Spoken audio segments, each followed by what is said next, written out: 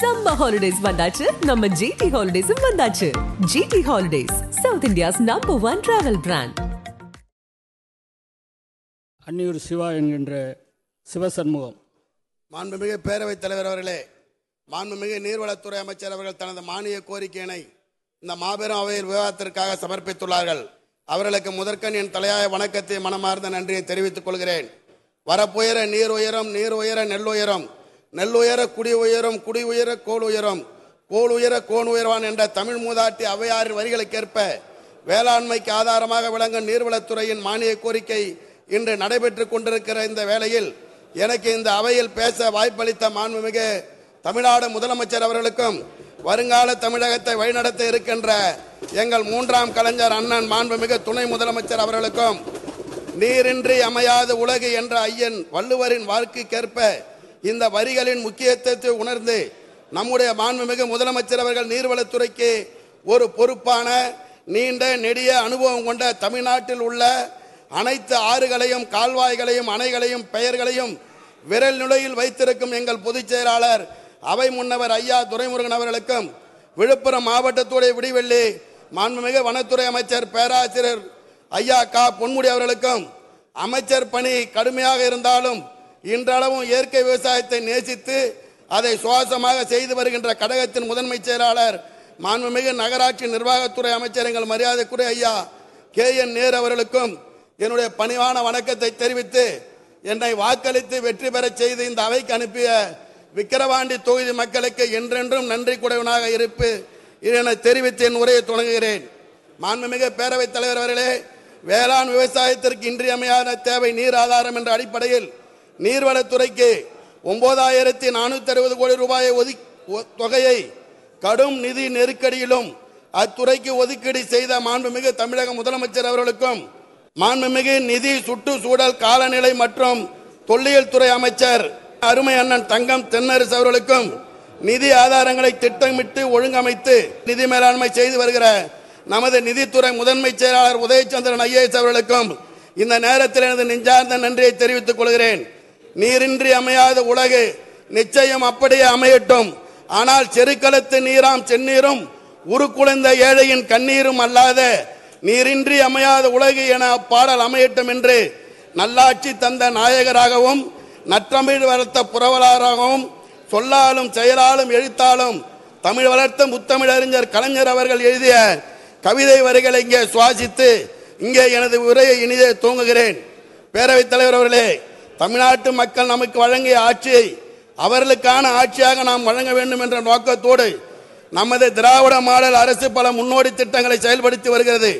தமிழ்நாடு அனைத்து நிலைகளிலும் வளர்ச்சி பெற வேண்டும் என்ற லட்சிய நோக்குடன் நமது திராவிட மாடல் அரசு செயலாற்றி வரும் நிலையில் அதற்கு மேலும் சிகரம் வைத்தார் போல் சென்னை மக்களின் தாகம் தீர்ப்பதற்காக 4375 ஏக்கர் நிலப்பரப்பில் சுமார் 16 DMC கொள்ளளவில் ஆண்டுக்கு 2.25 DMC அளவிற்கு வெள்ள நீரை சேமிக்கும் வகையில் சென்னையில் 6வது நீர்த்தேக்கமாக புதிய நீர்த்தேக்கம் ஒன்று 350 கோடி ரூபாய் மதிப்பீட்டில் அமைக்கப்படும் என்று 6வது முறையாக திராவிட முன்னேற்ற கழகத்தின் சார்பில் தமிழ்நாட்டின் முதலமைச்சராக வீற்றிருக்கும் எங்கள் உயரணிய தங்க தளபதி கழக தலைவர் அடுத்த தேர்தலை பற்றி சிந்திக்காமல் அடுத்த தலைமுறை பற்றி சிந்திப்பவர், இந்தியாவிலே தலை சிறந்த முதலமைச்சராக தமிழ்நாட்டை வழிநடத்தி கொண்டிருக்கும் எங்கள் திராவிட மாடல் நாயகர் மாண்புமிகு முதலமைச்சர். அன்று கல்லணையை கட்டினார் கரிகாலன் என்பதைப் போல இன்று சென்னையில் அமையில் உள்ள 6வது நீர்த்தேக்கத்தை நிறுவினார் என்று வரலாற்றில் இடம்பெறப் போகும் எங்கள் மக்கள் தலைவர் முத்துவேல் கருணாநிதி ஸ்டாலின் அவர்களை போற்றி வணங்கி முக்கியத்துவம் வாய்ந்த இந்த கோரிக்கைகளை இங்கு எடுத்து வைக்கிறேன். மாண்புமிகு பேரவைத் தலைவர் அவர்களே, சாத்தனூர் அணையிலிருந்து ஆண்டுதோறும் மழைக்காலங்களில் நிரம்பி வழியும் 5.87 DMC அளவுள்ள உபரி நீரை ஊட்டுக்கால்வாய் அமைத்து திருவண்ணாமலை மாவட்டம் 2610 ஏக்கர் நந்தன் கால்வாய் மூலம் 6654 ஏக்கர் ஆயக்கட்டுகள் பாசன வசதி பெற ஏறத்தாழ 286 ஏக்கர் பட்டா நிலத்தையும் 53.92 ஏக்கர் புறம்போக்கு நிலத்தையும் 36 ஏக்கர் வனத்துறை நிலத்தையும் கையகப்படுத்தி உடனடியாக செயல்படுத்தினால் திருவண்ணாமலை மாவட்டத்தில் உள்ள 33 கிராமங்களும் விழுப்புரம் மாவட்டத்தில் உள்ள 24 கிராமங்களில் உள்ள விவசாயிகளும் பயன்பெறுவார்கள். ஏறத்தாழ 100 ஆண்டு கால விவசாயிகளின் கோரிக்கை இந்த மன்றத்தில் 1952 65 ஆண்டு காலமாக ஒவ்வொரு ஆண்டு நீர்வளத்துறை கோரிக்கையிலும் வைக்கப்படுகிற இந்த கோரிக்கையை விழுப்புரம் மாவட்டத்திற்கு கடந்த 28/1/2025 அன்று மாண்புமிகு தமிழ்நாடு முதலமைச்சர் அவர்கள் வருகை தந்த போது 350 கோடி ரூபாய் மதிப்பீட்டில் இத்திட்டம் நிறைவேற்றப்படும் என்று அறிவித்துள்ளார்கள். அதற்காக 2 மாவட்ட விவசாயிகளின் சார்பாக எனது சிரம் தாழ்ந்த நன்றிகளை மாண்புமிகு முதலமைச்சர் அவர்களுக்கு காணிக்காக்கிறேன். அடுத்தபடியாக நந்தங்கால்வாய் முடியும் பனமலை ஈசா பெரிய ஏரியின் கரையை பலப்படுத்தி நீர்த்தேக்கமாக மாற்றித்தர வேண்டும் என்று பேரவைத் தலைவர் அவர்கள் வாயிலாக மாண்புமிகு நீர்வளத்துறை அமைச்சர் அவர்களை கேட்டுக்கொள்கிறேன். அடுத்து விழுப்புரம் மாவட்டத்தில் திருக்கோயிலூர் தொகுதியில் கடந்த ஆண்டு பெய்த கடும் பெரும் மழையால் பாதிக்கப்பட்ட எல்லிஸ் அணைக்கட்டை 89 கோடி ரூபாய் செலவில் 15,000 ஏக்கர் பாசன வசதி பெறுவதற்காக புதிதாக கட்டி தந்த மாண்புமிகு தமிழக முதலமைச்சர் அவர்களுக்கும் நீர்வளத்துறை அமைச்சர் அவர்களுக்கும் வனத்துறை அமைச்சர் அவர்களுக்கும் என்னுடைய நன்றியை தெரிவித்துக் கொள்கிறேன். சாத்தனூர் அணையிலிருந்து விழுப்புரம் மாவட்டத்தின் வழியாக புதுச்சேரி செல்லும் தென்மண்ணை ஆற்றில் 67 வாய்க்கால்கள் உள்ளன.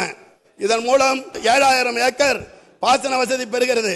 இந்த வாய்க்காலில் உள்ள தலைப்பு மதிகளை சீரமைத்து மழைக்காலங்களில் வெள்ள நீர் புகாத வண்ணம் நடவடிக்கை எடுக்க வேண்டும் என்று மாண்புமிகு நீர்வளத்துறை அமைச்சர் அவர்களை கேட்டுக்கொள்கிறேன். விழுப்புரம் மாவட்டம் மாவட்ட ஆட்சியர் பெருந்தட்ட வளாகத்தில் புதிய பேருந்து நிலையத்திலும் மழைக்காலங்களில் அதிக நீர் தேங்குகிறது. இதனை தடுக்கும் பொருட்டு வழுதரெட்டி ஏரியின் உபரி நீர் மற்றும் மழை நீரை சாலாமேடு ஐயனார் ஏரிக்கு செல்லும் வரத்து வாய்க்காலை சீரமைத்து அதன் உபரி நீரோடு சாலாமேடு ஏரிக்கு திருப்பினால் விழுப்புரம் நகர பேருந்து நிலையத்திலும் மாவட்ட ஆட்சியர் அலுவலகத்திலும் மழை நீர் தேங்காத இருக்கும் என்று பொதுமக்கள் கருதுகிறார்கள்.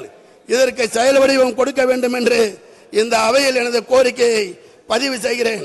விழுப்புரம் மாவட்டம் விக்கிரவாண்டி தொகுதியில் கடந்த டிசம்பர் மாதம் பெஞ்சல் புயலால் வரலாறு காணாத தொடர் மழை பொழிது பம்பை வாய்க்காலில் அருகில் உள்ள 15க்கும் மேற்பட்ட ஏரிகளின் கரைகளில் உடைப்பு ஏற்பட்டதால் பம்பை வாய்க்காலில் கொள்ளளவிற்கு அதிகமாக வெள்ள நீர் வந்ததால் சுமார் 20 கிலோமீட்டர் தூரத்திற்கு கரைகள் மற்றும் குறுக்கே உள்ள காங்கேயனூர் அணைக்கட்டு, அகரம் சித்தாமூர் அணைக்கட்டு, திருவாமாத்தூர் அணைக்கட்டு, செம்போடை அணைக்கட்டு ஆகியவற்றில் சேதம் ஏற்பட்டுள்ளது.